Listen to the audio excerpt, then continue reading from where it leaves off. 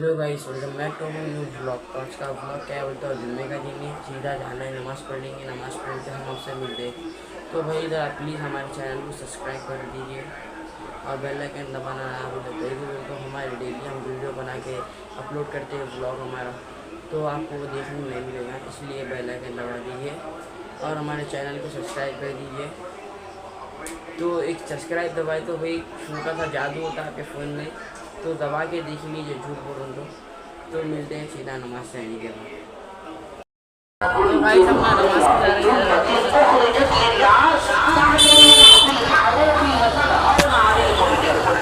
सोमना मस्जिद को आ गई है, नई मस्जिद बनी हमारे घर के पास।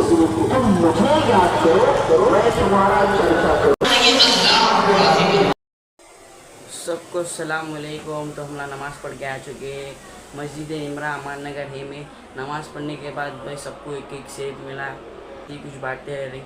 आप लोग भी आइए, जुम्मे के दिन मस्जिद इमरा अमान नगर है, तालाब पेट्टे में है, ये नीचे है याकुतपुरे में। तो आप भी आके नमाज़ पढ़िए, आपको भी कुछ ना कुछ मिलेगा। जिक्र करते हुए मैं आपको बताना चाहूँ हमारा माहौल कैसा है कि हम तो अल्लाह का जिक्र भी नहीं करते हैं और अल्लाह कह रखा कि माँ बाप से मोहब्बत करो, उससे भी हम मोहब्बत नहीं कर रहे। अब यकीन जानो मेरा मौजू यही था कि माँ की दुआओं से क्या होता है, लेकिन वक्त नहीं है मैं आपको बताऊं अल्लाह ताला माँ की दुआओं में वो असर रखा कि अगर कोई माँ अपने दिल से दुआ करते अपने बेटे के लिए, अपने बच्चे के लिए, तो कसम खुदा की वो दुआ आपके हक में कबूल ना होने वाली भी होगी, अल्लाह ताला उसे कबूल कर लेगा, अल्लाह ताला उसे कबूल कर लेगा। और जो दुआ आपके हक में कबूल होने वाली थी, मगर आप अपने माँ बाप को सताओगे, उसे तकलीफ दोगे, उनके दिल से अगर आह भी निकल गई, आप आसमान के करीब भी पहुंच जाओगे ना, अल्लाह ताला जमीन में डाल देगा, अल्लाह ताला जमीन में डाल देगा। आप हजरत अवैस करनी की का वाकया नहीं पढ़ते थे, आपके नजरों के सामने गुजरा होगा। हजरत अवैस करनी किस तरह थे, मुस्तफा के इतने दीवाने थे, प्यारे आका सल्लल्लाहु अलैहि वसल्लम से इतनी मोहब्बत किया करते थे कि मुस्तफा को देखने के लिए तड़पते थे। अगर कोई मदीने से आता था ना तो उनके हाथों को चूमा करते थे हजरत अवैस करनी, उनको अपनी बकरियों के दूध निकाल कर पिलाया करते थे और कहते थे बताओ मेरा महबूब कैसा है, बताओ जब मेरा महबूब बोलता है तो उनके लबे मुबारक कैसे है। लेकिन वही अवैस करनी क्यों नहीं मुस्तफा की जियारत करने आते थे, क्यों? उनके घर में एक बूढ़ी माँ थी, उनके घर में एक बूढ़ी माँ थी। हजरत अवैस करनी अपने घर में सो रहे कि रात का अंधेरा के, रात की तन्हाई के, उनकी वादा कहती कि अवैस मेरे लिए पानी लेकर आओ। हजरत अवैस करनी मटके में पानी देखते, पानी खत्म हो जाता है, आप कुएं से पानी लाने जाते हैं, इतनी देर में उनकी माँ की आंख लग जाती है, आपकी माँ सो जाती है। हजरत अवैस करनी उस प्याली में पानी लाकर अपनी माँ के करीब ठहरे हुए हैं, सुबह हो जाती है, उनकी माँ की जिस तरह आंख खुलती है कहती बेटा अवैस अब तक तुम ठहरे हो। हजरत अवैस करनी के जवाब को सुनो।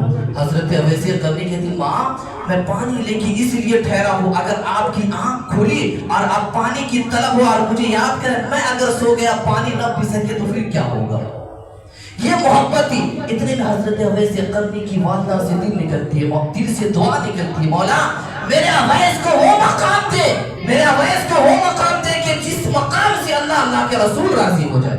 और यही वजह है कि प्यारे आका सल्लल्लाहु अलैहि वसल्लम ने अपना जुब्बा मुबारक और अमामा शरीफ हजरत उमर और हजरत अली से भिजवाया था, और भिजवाया नहीं बल्कि सारे नबियों का सरदार, जिसकी दुआ कबूल होने में कोई शक नहीं, जिनके नाम से दुआ कबूल होती है, वो नबी कह रहे कि उमर जाना और जाकर मेरे अवैस से कहना अवैस मुस्तफा जाने रहमत के गुनहगार उम्मतियों के लिए दुआ करते, जब अवैस दुआ करेगा तो मेरी उम्मती बख्शी जाएगी। कितना बड़ा मकाम दिए मुस्तफा ने, क्यों? माँ की खिदमत करने से, माँ की खिदमत करने से। यूं ही नहीं, अल्लाह ताला ने यूं ही नहीं फरमाया माँ के कदमों के नीचे जन्नत, कुछ तो वजह होगी ना, तभी तो माँ के कदमों के नीचे जन्नत है। यकीन जानो अगर आपका कोई काम नहीं हो रहा है, कारोबार नहीं चल रहा है, आप कुछ मत करो, माँ के गोद में आकर सर रखो और कहो माँ मेरे लिए दिल से दुआ कर दो। जो माँ की दुआ में ताकत है ना, कोई पीर साहब की दुआ में उतनी ताकत नहीं है। یاد رکھو، اگر آپ کوئی مولانا یا مفتی کے پاس جا کر میرے لیے تعویذ لکھ دو میرا کاروبار چلے گا، یقین جانو اگر ہم ماں کو ستاتے وہ تعویذ 1000 بھی لکھیں گے کامیاب نہیں ہو سکو گے۔ اگر ایک بھی تعویذ نہیں کہ ماں کی دعا کے قسم خدا کی اب کامیاب ہو جاؤ گے۔ ماں کی دعاؤں میں وہ اثر ہے۔ تو حضرات آپ اپنے والد والدہ سے محبت کرو، اگر آپ اپنے والد والدہ سے محبت نہ کرو گے نا اللہ ناراض ہو جائے گا۔ جب اللہ ناراض ہو جائے گا تو آپ سوچ سکتے ہیں آپ کے ساتھ کیا ہوگا، کیونکہ زندگی کا بھروسہ نہیں کہ آج ہے کل نہیں رہیں گے، کوئی گارنٹی نہیں کہ ہم زندہ رہیں گے۔ اگر ماں خوش ہے نا اللہ بھی خوش ہو جائے گا، اور اللہ خوش ہے رسول اللہ بھی خوش ہوں گے۔ جب پیارے آقا صلی اللہ تعالیٰ علیہ وسلم شفاعت کے دن آپ کو شفاعت بانٹتے ہوئے نظر آئیں گے، جب ہم مصطفیٰ جان رحمت صلی اللہ تعالیٰ علیہ وسلم کے پاس جائیں گے اور کہیں گے یا رسول اللہ ہماری بھی شفاعت کر دیں، تو آپ جب اپنی ماں کو راضی کر چکے ہوں گے نا تو میرے آقا کہیں گے آؤ میرے دامن میں آؤ، آؤ میرے دامن میں آؤ۔ لیکن جب آپ اپنے والد والدہ کو ناراض کرے ہوں گے نا مصطفیٰ جان رحمت کہیں گے کیا میری حدیث کو تم نہیں پڑھے تھے؟ جو والد والدہ کو ناراض کرتا ہے اللہ تعالیٰ اسے جہنم میں ڈال دیتا ہے۔ وہ نہیں پڑھے تھے، تم میری حدیث سے نافرمان بنے، تمہاری شفاعت نہیں کروں گا، پھر کیا کرو گے؟ بے شک میرے آقا سب کی شفاعت کریں گے، لیکن اگر مصطفیٰ جان رحمت صلی اللہ علیہ وسلم وہاں پر کہہ دے کہ تم اپنے والد والدہ کو ناراض کر چکے ہو تمہاری شفاعت نہیں کروں گا، تو پھر کیا کرو گے؟ کچھ کر سکو گے نہیں نا۔ یہاں اگر کوئی کام نہیں بنتا ہے تو ہم سورس نکال لیتے ہیں، فلاں کے پاس چلا جاتے ہیں، لیکن وہاں تو کوئی کام آنے والا نہیں، وہاں آپ کے اعمال کام آئیں گے نا، وہاں مصطفیٰ جان رحمت صلی اللہ علیہ وسلم کی محبت کام آئے گی نا، وہاں پیارے آقا صلی اللہ علیہ وسلم کی حدیث جو ہے کہ ماں باپ سے محبت کرو وہ کام آئے گی نا۔ ذرا سوچو اور اپنے اندر جھانک کر دیکھو ہم کس راستے پہ چل لگیں گے۔